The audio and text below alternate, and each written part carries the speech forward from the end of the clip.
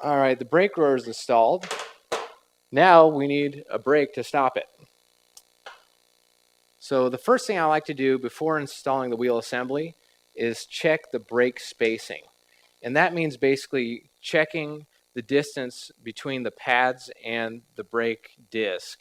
So what I'll do is install the caliper, put my spacers that I've chosen on the inside here, and run my axle through them. I can check my spacing off the bike where it's easy to change. So what we're looking for here is an equal distance between the brake pads and the brake disc. You want to be sure it floats freely in there until you apply the brakes, which it does. So our spacing is correct on our brake and our brake disc. Now we can go ahead and check our spacing on the front axle in the Springer front end. Now we can set up our axle spacing with the front wheel in between the two forks. So I'm going to be setting up the spacers where my fingers are at right here. And as you can see on this side of the hub, I put some blue tape around the painted hub. That way it doesn't get damaged on this rocker just in case it hits it in installation. So I'm going to set up my front brake. I put the Heim joint on it here, which connects it to the front end just to hold it in place for now. Then I'm going to put in our spacers that we've just checked.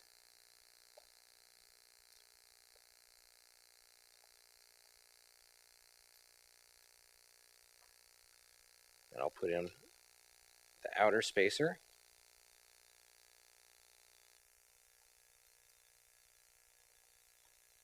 Getting these all to line up when you're just one person is pretty difficult, but it'll come together eventually.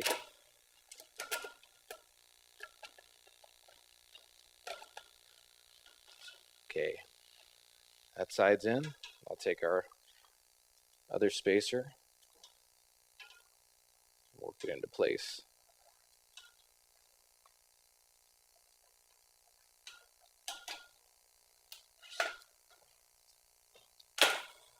There we go.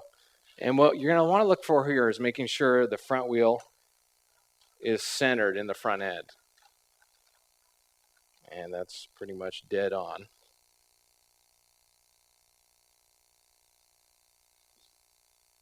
Oh, we're looking good, and we'll keep moving from here. Now that we have the front of the frame set up and supported, I'm going to go ahead and remove one of our lower supports. In this case, it's going to be the cinder block. So I'm going to remove this ratchet strap. Go ahead and lower this jack to bring it back and replace this cinder block.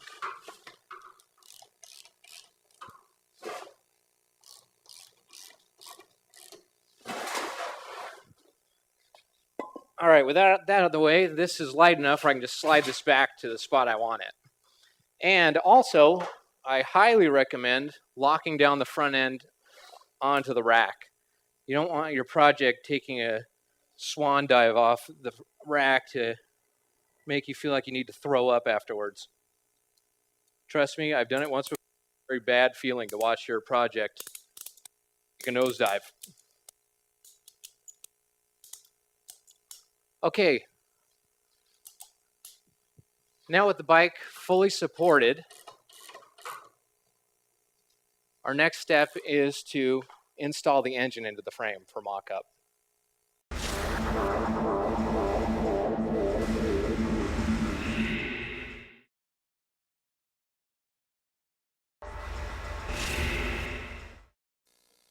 Before we install the engine, I like to put some blue tape on all the chrome surfaces. That way we don't accidentally scratch them during install.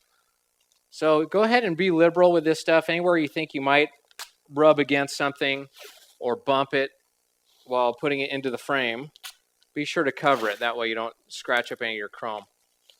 Especially if this is the engine you're going to be using for final assembly, which for most of us will be.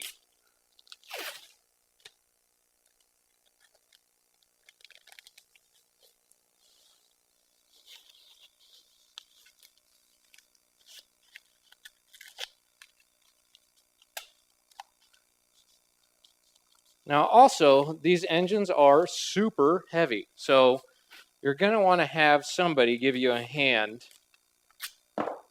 putting it into the bike usually.